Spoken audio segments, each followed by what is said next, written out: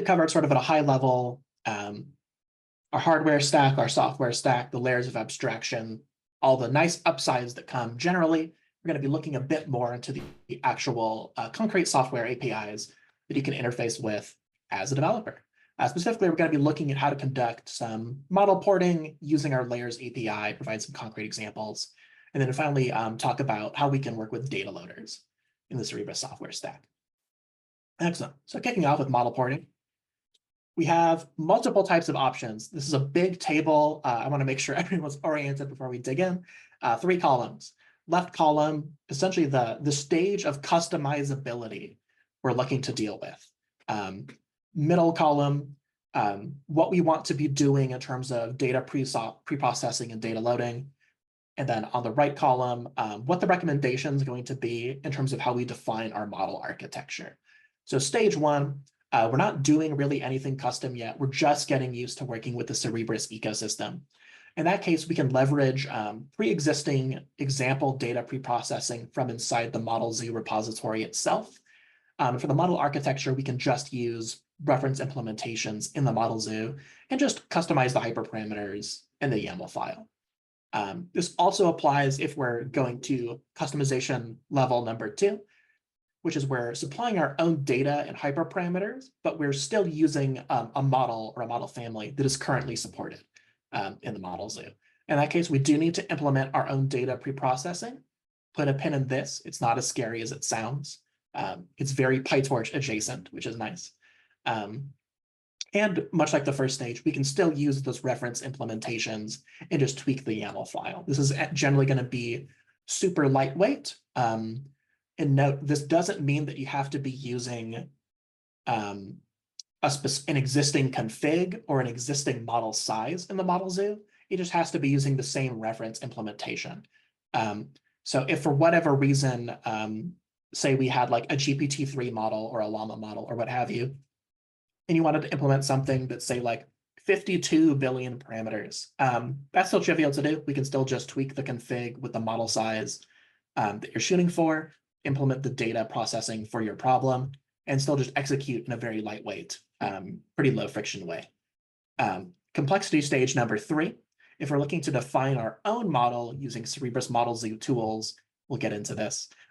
Again, implementing our own data processing, but now we're going to be porting our PyTorch code, essentially using the framework of a run function in the Model Zoo that we'll be touching on shortly, and then using the supported operations API that's baked into the Model Zoo. This is still a fairly high level of abstraction. We're getting our hands a little bit dirtier in terms of playing with the code, but most model families in the Model Zoo are going to have their reference implementations available to you. So you'll have ready examples of how to leverage those supported operations, different examples of how you can structure this run function, all that good stuff. And then finally at stage 4, we're doing something entirely custom. I don't want to use the Model Zoo. I just want to use the PyTorch layers API. That's all good. We implement our data pre-processing in much the same way. And we're leaving sort of the structure and scaffolding of the Model Zoo behind, but you still have a ton of flexibility in how you port your model, because you can use just the basic PyTorch layers API, which is basically PyTorch plus some substitutions and additions to make things play nicely with our stack. So for reference, here we have, I think this list is like not quite complete anymore, but this is going to be a lot of the supported Model Zoo implementations we have. It's pretty easy to get an up-to-date list of this. You can just go to the Cerebras Model Zoo GitHub repo and basically check all the different categories of models. You'll notice some of these are bolded and some are unbolded. Treat the bolded ones as essentially a bunch of model families that are supported. The unbolded ones will come up later. Those do have meaning, but we have a pretty wide variety of models here. We'll note that in addition to a bunch of NLP, LLM type models on the sort of lower middle right-hand side, we do have Lava, which is our multimodal visual question answering model as well that we've been happily building support for and is finally released. Very exciting. So let's say we're starting at that sort of highest level of abstraction. I just want to modify reference implementations in the model zoo. If we just so happen to be using a model that lines up, is supported with minimal changes to the model, we can basically just even copy the model family directory in the model zoo and just tweak what we need. Ooh, quick question in the chat. PyTorch is built with CUDA. Can Cerebras Model Zoo handle the porting automatically? That is a good question. I did not mention this before, or not explicitly. When we are mapping from essentially that PyTorch computation graph down onto the hardware, we actually have an entire library of both handwritten and hand-optimized reference kernels, specifically for our hardware, as well as a kernel auto-generation capability, which is to say we do end up using kernels in a similar spirit to CUDA. Obviously, the structured implementation is quite different based on the hardware, but we're not necessarily like converting CUDA kernels to our hardware. We have our own sort of collection of operations and kernels that are under the hood. That is a good question. Excellent. So back to modifying our reference implementations. Let's say hypothetically, I have my PyTorch implementation in the model zoo of a fully connected MNIST model, very large, very state-of-the-art, of course, toy model. And I want to make just a synthetic data loader to make sure these modifications I'm going to make work, and essentially expand the model to handle different input sizes and different numbers of classes I'm classifying. In order to get there, in my sort of model family directory, I'm going to have a data.py script. I'm just going to create a function called getRandomDataLoader that's going to return these random synthetic images and random labels. And then essentially we're going to make sure to reflect any additional arguments that are needed there in our YAML config file, image size, number of classes, all that kind of stuff we need. In practice, there we go. Okay. So in our data.py function, we can create this getRandomDataLoader function, which we can see on the upper side or upper right side of our sort of code example here. It's basically just random data loader. We're going to get basically our input params, which is going to be a rendering of that YAML config, whether we're shuffling, and then getting the number of classes we want to be generating for our labels. And then we get what is a fairly standard data loader situation. This is very familiar if you've coded data loaders in PyTorch before. Remember that because all of the actual data loading and processing isn't happening on the CS2, right? It's happening on this external server that's just using CPUs. This means we don't really have that many considerations we have to make when implementing our data loaders. It's fairly easy to port existing data loaders to play friendly with the CS2. There are a couple small tweaks we have to make, some small considerations, but we'll get to those a bit later if you want to make sure it's running optimally. But here we just define our data loader, generating random images, random labels, just for the sake of example. And then in our model.py, we're going to take our MNIST class, which we'll notice in this case is just a PyTorch module, very familiar, very safe, very friendly. And we're going to be tweaking our input size. Let's say we want it to have 784 pixels, 10 classes, the standard amount. We can just change those to be sort of whatever arbitrary examples we want in this case. So now back in our config, we just want to make sure that any additional fields that we've added to the constructor of our data loader in our model are being reflected in a sort of relevant modeling component here at the bottom right there. I have a model subsection of the config that's specifying our model name, fully connected MNIST, and then making sure we're specifying the correct input size and number of classes that we're using. Once we've opened up those input variables in our data loader and model, we can now change these flexibly in the YAML config, and that'll automatically get piped down through to the model. Excellent. So that is sort of the the highest level of abstraction, the easiest thing we can do is just take an existing reference implementation, tweak it a bit, maybe add some additional logic in the middle, open up the constructor arguments, that sort of thing. But if our primary goal is to implement a new model that doesn't fall under the supported model families from before in our data processing scripts, we can still leverage the same backbone as everything else in the model zoo, the run function script, and then the same file structure, and then just implement a new model in that context. And then you can treat it the same as any other model zoo implementation. And so I mentioned this run function. Essentially, that's going to modularize, really handle the model implementation and the data loading.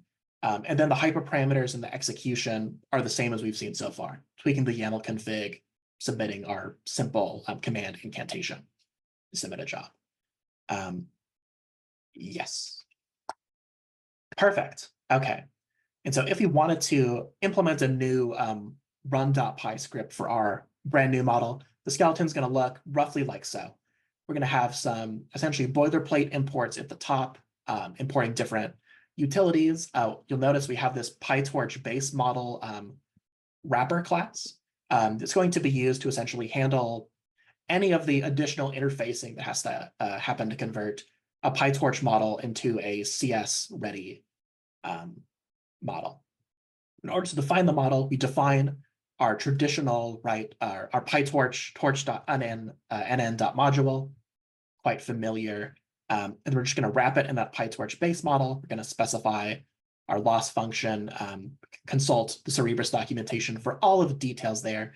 But we are just providing a small wrapper on top with some interface, some common variables, make sure our input outputs are basically what the stack is expecting.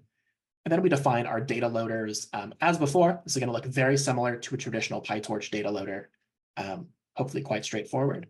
And then basically, we have this run function that is shared across all of our reference implementations. It's going to define our basic training loop. And then we just literally feed in our model, our train data loader, our eval data loader, and we're good to go. We can plug into the same logic that everything else in the model zoo is using.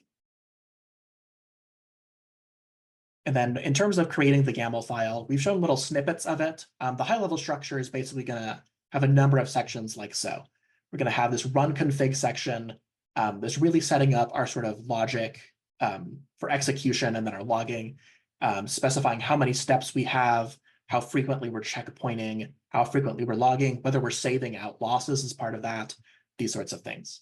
Our optimizer section, which we're going to use to configure the optimizers and learning rate schedules we're using. That's all fairly standard stuff. We have a model section. This isn't necessarily required, right? But when we talk about when we're implementing our model, if we're having essentially constructor arguments that we want to be able to provide for flexibility, we would supply those there. And then train input and eval input, these are basically parameterizing our data loaders, specifying where we're getting the data from, what pre-processing functions we're using. We support a number of pre-processing functions out of the box that should serve a pretty wide variety of needs. Yeah, and then we have essentially a small rendering of that skeleton over on the right. And then finally, at that lowest level of abstraction, highest level of complexity, but greatest flexibility, we have this CS-Torch, PyTorch-esque API. Historically, in much earlier versions of the Cerebras stack, we just had a number of PyTorch runners in the model zoo that were essentially fully baked in, dictated every aspect of the job. This was nice in that everything you did in the model zoo was easily configured via that model zoo YAML config. Downsides, it tied any model zoo model basically, it really narrowed down the breadth of models you could implement and run on a Cerebras system, limited how generalized and customized you can make everything. You could implement, say, your own training loops or things like that. With this new CS-Torch API, we really leverage all the innovations that happen in PyTorch beginning in version 2.0 and beyond. Makes things as transparent for the user as possible. You can implement your own training loops and do whatever you want in PyTorch within essentially the limits of the ops that we support on the hardware. And it's going to provide a much more robust API. If you don't want any of the fuss of working with the model zoo, you don't have to. If you want to go fully custom, roll your own solution. And so this is fully available in the docs. Don't worry about squinting at all of the code. But if we wanted to implement a fully custom model with this CS-Torch API, here's a rough skeleton of what that would look like. I'm not going to linger too much on this point. I'm going to step through a slightly smaller example here shortly, but that is available for you to peruse at your leisure. Speaking of that CS-Torch Layers API, so here's an example stepping through the different sort of stages of implementing a model with the API. Top level, right? We import PyTorch, all reliable, friendly. We're also going to import that Cerebras PyTorch, that CS-Torch framework. That's going to include a bunch of drop-in replacements for things, some additional wrappers and ops. Make things play friendly. We actually define the model as before. Logically, we define our model as if it's running on a single device. The Cerebras compiler and stack will handle all the modifications that have to happen to scale out to all the CS2s. But for here, we just treat it as a monolithic single device implementation. As before, I mentioned we have some of those drop-ins. In this case, if we look, our optimizer and our data loader are both being defined using CS-Torch. We can, for instance, use our standard stochastic gradient descent optimizer using our model parameters. This implemented very similarly to PyTorch. We've tried to preserve the API as much as possible where we can. And then the data loader, that function there, that get train data loader, we're essentially just return whatever custom data loader we've defined, and then we're wrapping that to be ready to go to start ingesting data into the CS2s. And then finally, we're going to take that data loader and wrap it in this data executor class. It's basically the final stage of getting that ready to go for the CS2. And then for the training loop, there's literally nothing novel here except for the CS-Torch.trace decorator. That's going to do the auto magical component of as the model goes, right, we're going to build that compute graph, compiler representation, figure out how to route everything onto the hardware. But the actual training step itself, we define as if you were just in standard Python. We can specify our inputs and our targets, whatever else we need, return our loss. The logic sort of remains familiar. And then you just execute the training loop, right? Similar to any other sort of PyTorch model. This is also quite familiar. Under the hood, right, because we've wrapped our model in this CS-Torch representation, we have our executor going, because we have our training loop with that trace function. Under the hood, we're compiling the model, starting asynchronous execution. Very complex stuff is happening, but you don't have to worry about any of that. With these relatively small set of changes, we've adapted our code to run on CS2. Oh, and then a quick note, this bullet here is actually quite important, not just for the losses. They're retrieved as they're available. Again, because we're always doing all of this weight and gradient streaming on the CS2, not just losses, but for logging, not all data and sort of output states are available as readily as they might be on a GPU. For instance, there are times where if I'm troubleshooting in a bit of a hacky way, I might be trying to print out like the contents of individual tensors. That is something that is harder to do on the CS2 because, again, because everything is streaming and being pipelined at all times, you don't necessarily have ready access to the contents of every tensor during training. That's unfortunately difficult to do. But everything else, relatively straightforward to wrap and handle all that complex hardware abstraction. Perfect. And again, because we're constructing our CS config class here, much like with the YAML config, we just specify the number of CS boxes we're using, we can scale out to large number of nodes as easily as we could before, essentially. Get that linear scaling, don't need to change the model, don't need to change our workflow, don't need to change our training loop to do that scaling. Excellent. And then the implications of this, like I said, will become more clear in day 2. But we do support just automatic acceleration by introducing sparsity. The how and why we'll get into later. But because we see performance boost when we use sparsity on Cerebras systems, the CS Torch API does support just like sparsely wrapping a model. We can have all sorts of different sparsity, essentially, algorithms we can apply, whether static or dynamic, or using other approaches. We can apply different sparsity schedulers, different sparsity rates. Those are all available to you pretty easily if and when you want to explore training with model sparsity. And if you're familiar, this is going to be similar to Torch's nn.prune sort of setup, but making sure that it's fully traced for our compiler so that we can leverage it efficiently on the hardware. Perfect. So to wrap up our deep dives, we have, thankfully, a relatively short section on data loading. So I mentioned before that it's pretty straightforward to perform data loading. First off, if we have, say, we've been doing some prototyping work in Hugging Face, or we're using a data set that's already implemented in Hugging Face, as long as we have that sort of HF arrow table style data set, we can pretty efficiently convert that into an HDF5 format in advance. HDF5 is very, very performant on our hardware, very friendly for us to be using. In order to do this, we supply a utility function that's available as part of the model zoo, just called convert dataset to HDF5. As long as we supply a Hugging Face dataset object and the data collator that we want to use to assemble our inputs and labels, we just specify the output directory. It'll ingest the whole Hugging Face dataset and spit it out in an optimized HDF5 format.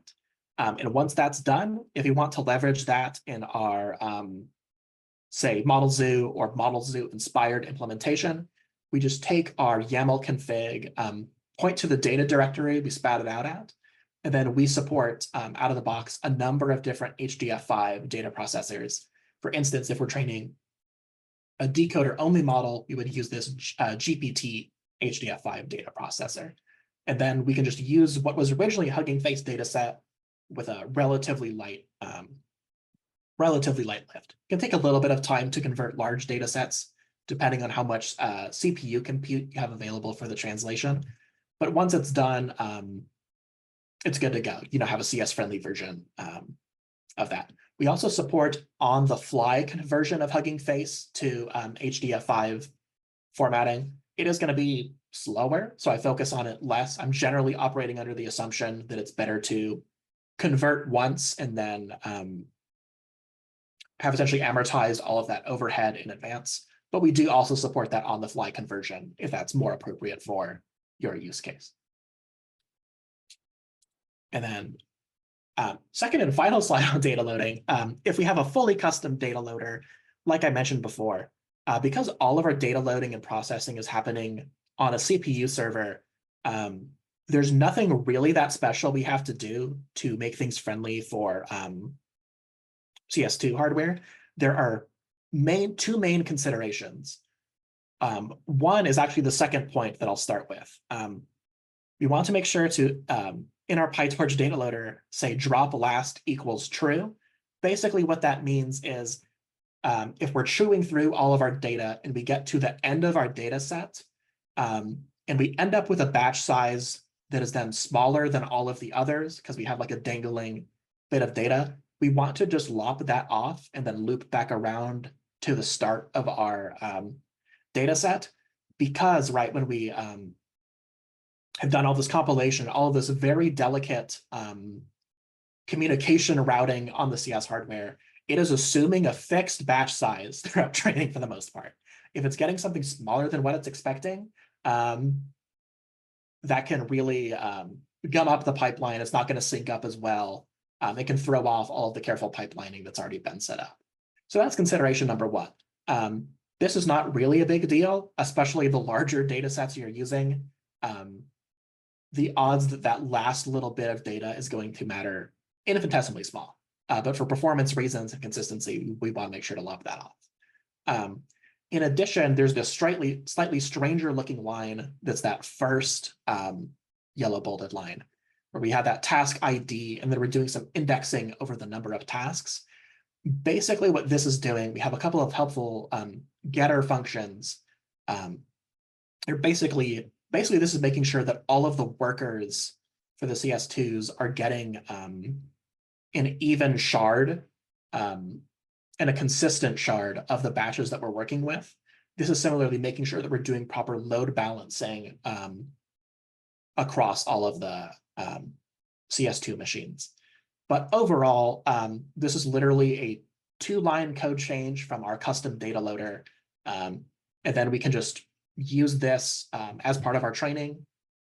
There are a couple like very small additional considerations you can make if you really want to optimize performance. But in terms of getting off the ground and getting most of the optimization done quickly, this is all you really have to do.